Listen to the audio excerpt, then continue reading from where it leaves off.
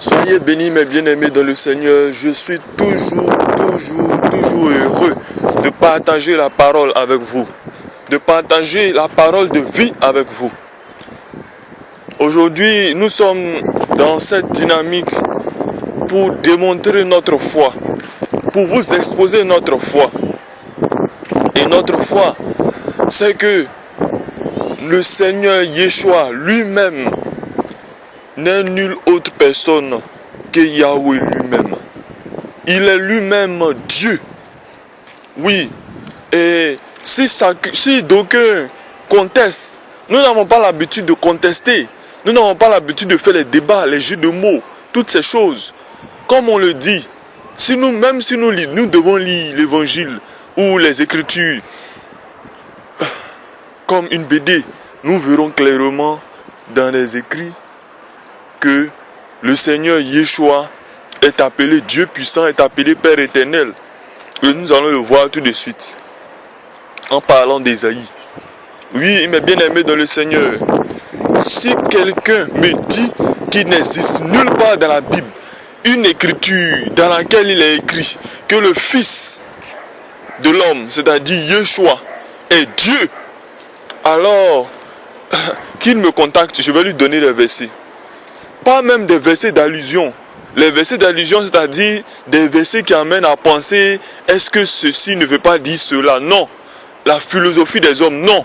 Des versets clairs où il est écrit noir sur blanc qu'il est Dieu. Voilà. Voilà notre foi. Et je suis dans cette dynamique de démonstration. Je suis dans cette dynamique de démonstration. Et je vais prendre mon temps pour étendre cette démonstration sur plusieurs articles. Que ceux qui veulent entendent. Nous ne voulons forcer personne. Je sais que dans le cœur de beaucoup de personnes, dans le cœur de beaucoup de sœurs, de beaucoup de frères, il y a ce doute-là. Certains ont dans leur cœur, oui, il y a tel frère qui dit que le Seigneur Yeshua est le Fils de Dieu et qu'il a un Dieu Père quelque part. Et certains aussi disent qu'il y a le Seigneur Yeshua qui est Dieu lui-même et des frères et des sœurs se sentent perdus. Mais bien aimés, il n'y a nul autre enseignant meilleur que l'Esprit Saint lui-même, que le Seigneur nous a promis. Voilà. Donc si vous êtes dans le doute, demandez au Seigneur, le Seigneur va vous convaincre. Et même nous-mêmes, s'il arrivait que le Seigneur nous rattrape, nous allons nous corriger. Mais jusqu'à preuve du contraire, nous n'avons pas été corrigés. Donc nous sommes dans cette même vision, dans cette même dynamique. Et nous allons, cet enseignement-là, véritablement, au fur et à mesure que je lis les Écritures me consolident encore plus que le Seigneur Yeshua est Dieu lui-même. Oui, nous sommes à la troisième partie de notre démonstration. Nous allons voir des images des prophètes Ézéchiel, du livre de l'Apocalypse. Nous allons voir aussi, comment on dit ça, les dits de certains apôtres. Nous allons voir les dits de certains apôtres qui ont déclaré clairement, sans débat, que Yeshua est lui-même Dieu. Nous allons voir aussi, peut-être dans la 5e ou la 6e partie, des versets où le Seigneur s'identifie lui-même dans l'Ancien Testament et nous allons voir le rapport avec la Nouvelle Alliance. Nous ne cherchons pas à semer la confusion, nous ne cherchons pas à convaincre, ni à confondre. Nous cherchons à exposer ce que nous croyons. Tant bien, non. Quant à gloire à Dieu, si vous êtes affermis, gloire à Dieu. Et nous ne cherchons pas la gloire des hommes. Nous ne cherchons pas la gloire des hommes. Mais avant même de commencer, véritablement, je vais souligner une chose qui est très importante. L'évangile et la religion authentique, Jacques 1, verset 27, c'est de prendre soin de la veuve, de l'orphelin et de fuir le mal dans ce monde. Pratiquez cette religion authentique. Sans cesse, n'ayez pas peur, n'ayez pas de crainte, n'ayez pas la main qui est fermée, plutôt la main qui est prompte à donner. Aidez la veuve et l'orphelin, vous qui avez certainement, et il n'y a nulle part sur cette terre un lieu où il n'y a pas de veuve, où il n'y a pas d'orphelin, ça n'existe pas. pratiquez la charité autour de vous, pratiquez le bien, pratiquez le bonheur. Et cet évangile, ce que je vous dis là, c'est ce sur quoi même seront à 99% les hommes seront déjà à 99% sur la charité. Et le 1%, ça sera la foi. As-tu cru ou pas au Fils de l'homme? C'est tout. Les 99% de la charité. Parce que quand on lit Matthieu 24, quand on lit tous les évangiles dans lesquels le Seigneur Yeshua parle de jugement, il met en exergue la méchanceté de l'homme. Il met en exergue le manque de charité de l'homme. Voilà. Et il s'identifie dans chaque homme de telle manière que quand tu fais du mal à ton prochain ou quand tu refuses de pardonner, les Écritures disent que le Seigneur lui-même ne te pardonne pas. Voilà le sens même de la charité. Maintenant, le 1%, parce qu'il va exister des personnes qui vont pratiquer la charité, mais qui ne vont pas croire au Fils de l'homme. Voilà, s'ils n'ont pas cru au Fils de l'homme, véritablement, ça, ils feront naufrage. Ok, donc que le Seigneur nous bénisse à ce niveau. Comme je le disais, chaque fois que je prendrai la parole, à moins que je n'oublie, je m'évertuerai à répéter. Si une veuve, un orphelin, si un homme peut avoir de l'aide à partir des paroles que je dis en touchant un frère ou en touchant une soeur, je dis que tant mieux. Tant mieux, que le Seigneur soit glorifié. Maintenant, nous allons entamer notre sujet de ce jour véritable et ce verset-là est pris pour erreur. Ce verset-là est pris pour incompris parce que tout simplement, on s'amuse à faire une chose, on s'amuse à nier des faits. Tout simplement. Quand on prend un verset et qu'on essaie de le méditer, tout de suite on nous dit, bon, laissez ce verset, allons-y sur un autre verset. N'est-ce pas? Et je crois que c'est une grave erreur. C'est une grave erreur. Quand on lit la Bible, il faut le lire dans tous les contours. Il faut le lire dans tous les contours. Nous n'avons jamais nié que Yeshua est le Fils de Dieu. Mais nous disons que le terme Fils de Dieu a un sens non littéral, mais a un sens profond, un sens véritablement profond. Voilà. Nous croyons, c'est ce que nous croyons. Nous n'avons jamais nié. Nous n'avons jamais nié que Yeshua est sorti du Père, descendu sur terre pour donner la vie. Mais qu'est-ce que cela veut dire? Qu'est-ce que cela veut dire? Voilà notre foi. Donc nous ne sommes véritablement pas en conflit avec ceux qui déclarent que Yeshua est le Fils de Dieu. Certainement, peut-être, ils le déclarent, mais ils n'ont pas compris ce que ce terme veut dire. Mais nous déclarons et nous comprenons. La Bible nous dit que le Seigneur pouvait dire que vous adorez ce que vous ne comprenez pas. Vous adorez ce que vous ne connaissez pas. Mais nous adorons ce que nous connaissons. Nous adorons ce que nous connaissons.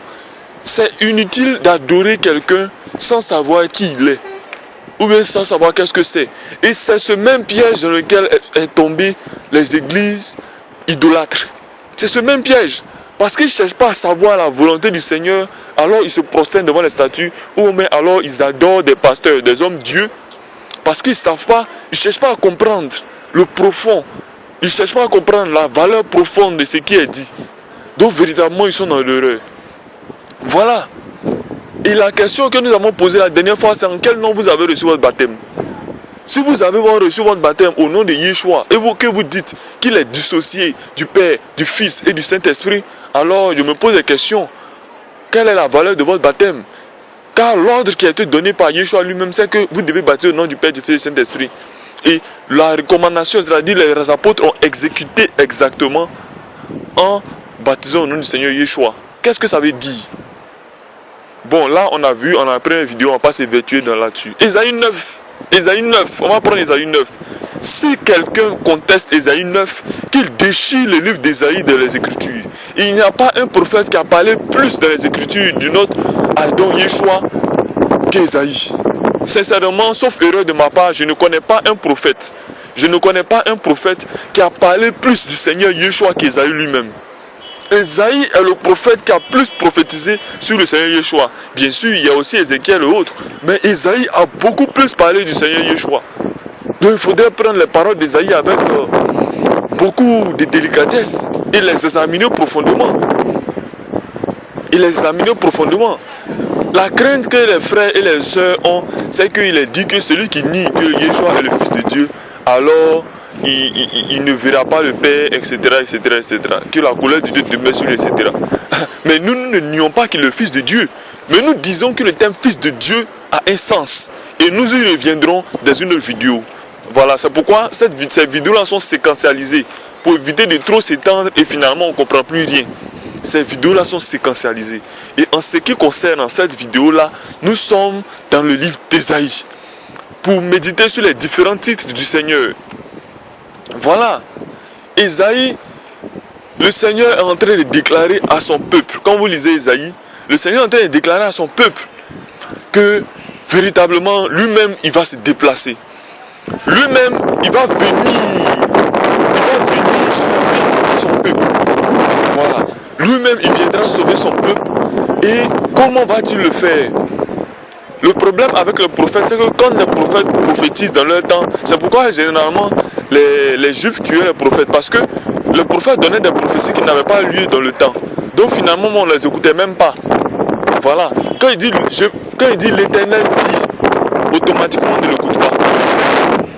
Parce qu'on dit, lui là c'est un fou. Tout ce qu'il dit là, ce n'est pas de notre génération. Bien évidemment, il n'avait pas si tort que ça dans la mesure où quand Ésaïe dit l'Éternel dit et que la parole va être exécutée des milliers d'années plus tard ou bien des centaines d'années plus tard, alors ceux qui sont de cette génération ou qui ont entendu Ésaïe, cette génération qui a entendu Ésaïe me dira, mais ça ne nous concerne pas. Amen. Ésaïe 9 verset 5 nous dit quoi? Un enfant nous est né, un fils nous est donné, on l'appellera. Quels sont ses titres? Quels sont ses titres? Est-ce que cet enfant là il s'agit de David? Aucunement pas, parce que le Seigneur a promis à David qu'il lui donnera un roi de sa descendance et que ce roi-là régnera éternellement et que le sceptre ne s'éloignera jamais de Juda jusqu'à ce que vienne celui à qui appartient le sceptre. Vous le savez au moins, c'est une promesse à David. Voilà, donc le trône de David va demeurer dans l'éternité, puisque le Seigneur lui-même il va venir s'identifier dans la descendance de David. Il va venir être l'un des descendants de David. Voilà la vérité. Voilà la vérité. Mais quand le Seigneur a déclaré qu'il va envoyer quelqu'un, mais la meilleure personne que tu peux envoyer pour exécuter ton plan, c'est toi-même. La meilleure personne que tu peux envoyer pour exécuter parfaitement ton plan, c'est toi-même. Le Seigneur, d'aucuns diront que le Seigneur Yeshua est un ange. Et l'ange Michel, je n'y crois absolument pas. D'aucuns diront que le Seigneur, parce que dans le ciel là, et je vais le démontrer lorsque nous allons méditer sur, nous allons voir les autres rubriques. Dans le ciel là, il n'existe pas une autre entité, à part deux sortes d'entités. Ça n'existe absolument pas. Dans le ciel, je vous répète mes bien-aimés, vous qui n'avez pas compris, vous qui êtes perturbés, c'est pour vous que je dis cela. Vous n'êtes pas obligé de croire, si vous voulez continuer à croire ce que vous voulez.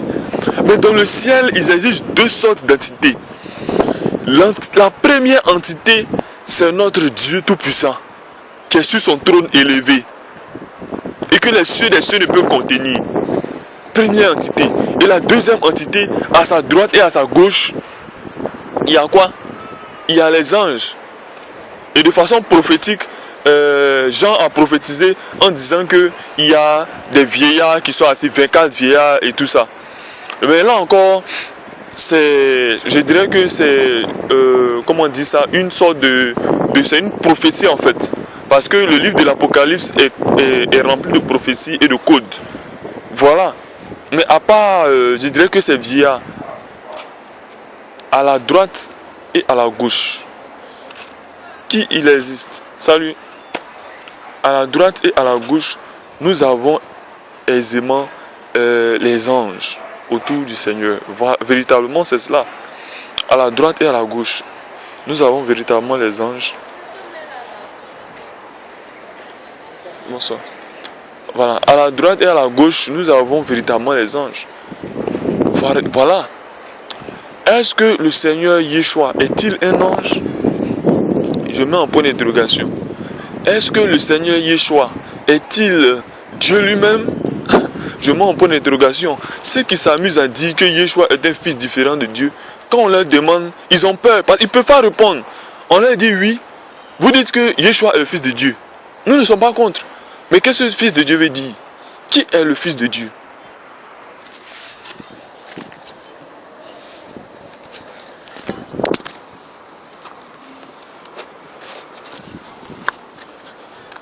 Qui est le Fils de Dieu? Qui est-il? Ils ne peuvent pas répondre. Ils vont nous dire que le Fils de Dieu, c'est le Fils de Dieu. Le Fils de Dieu, c'est le Fils de Dieu. Ils ne peuvent pas répondre. Ils vont dire que oui, le Fils de Dieu, c'est le premier-né. Mais qu'est-ce que le terme même premier-né veut dire? Ils ne peuvent pas répondre. Si on leur demande c'est un ange, ils disent c'est pas un ange. Est-ce un homme? Ils disent c'est pas un simple homme. Est-ce Dieu lui-même? C'est pas Dieu. Mais qui est-il?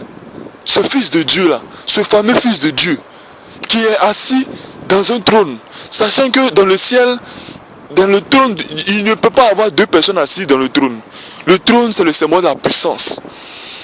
Le trône, le symbole de la puissance. Et qu'est-ce que le livre d'Ésaïe nous dit? Il dit on l'appellera quoi? Dieu puissant. Si vous êtes d'accord que le Dieu tout-puissant n'est jamais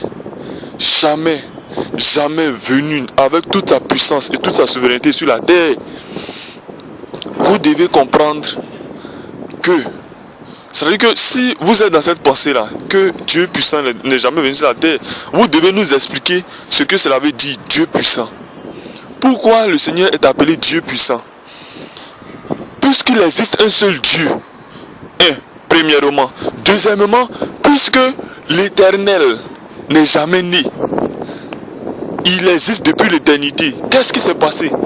On vous dit que le Seigneur s'est déplacé lui-même pour venir dans un corps. Vous dites non, ce n'est pas ça. Ce n'est pas ça, mais c'est quoi? On dit il est né. C'est-à-dire qu'il s'est déplacé lui-même pour venir sauver son peuple. On l'appellera quoi? Regardons un peu ce titre. L'admirable, conseiller. Tout ça, c'est le titre de l'Esprit Saint. C'est le titre de l'Esprit Saint. Admirable, conseiller, prince de paix. Prince de paix pour qui? Prince de paix pour l'enfant qui est né. Pour l'enfant qui est né, le Fils. Et quoi? Dieu puissant, Père éternel. Combien de personnes se font appeler Père éternel dans les Écritures? C'est une seule personne qui se fait appeler Père éternel. Donc les trois, je dirais que les entités, les trois attributs majeurs du Seigneur sont révélés à travers, je dirais que à travers Ésaïe 9, verset 5. L'attitude du Père, l'attribut du Père est représenté. On l'appellera Père éternel, on l'appellera Dieu puissant. L'attitude du Saint-Esprit est représentée, l'attribut du Saint-Esprit est représenté, on l'appellera quoi? Admirable, conseiller. Et l'attribut du Fils est représenté, on l'appellera Prince de paix. N'est-ce pas Yeshua Mashiach qui a été appelé Prince de paix? Les gens n'ont pas la révélation, ils n'ont pas la vérité en eux, ils ne comprennent nullement les Écritures, ils sont obscurcis, ils sont rebelles. C'est pourquoi ils ne comprendront pas. Ils ne comprendront pas. Et c'est la même chose que le Seigneur a dit lorsque les gens devaient recevoir leur baptême. Il dit quoi? Vous les baptiserez au nom du Père, du Fils et du Saint-Esprit. Ces trois attributs-là sont dans Ésaïe 9, verset 5. Mais en qui vous avez reçu votre baptême? Moi je me pose cette question. Si vous n'avez pas compris qui est le Père, qui est le Fils et qui est le Saint-Esprit, en qui vous avez reçu votre baptême? Parce que c'est là le point focal de la foi. C'est là le début même, je vais dire. Parce que quand vous recevez l'évangile, vous croyez et vous faites baptiser. Mais c'est en quel évangile vous avez cru? Qui vous a baptisé? En quel nom il vous a baptisé? Quel enseignement vous a-t-il donné après votre baptême? Voilà la foi que nous avons. Et la foi que j'ai ne souffre d'aucun nombre de doutes. Il n'y a aucun doute dans mon cœur. Bien sûr, je peux me tromper. Et si je me trompe, le Seigneur saura me relever. Mais il n'existe aucun doute dans mon cœur que le Seigneur Yeshua est Yahweh lui-même. Il est Yahweh lui-même.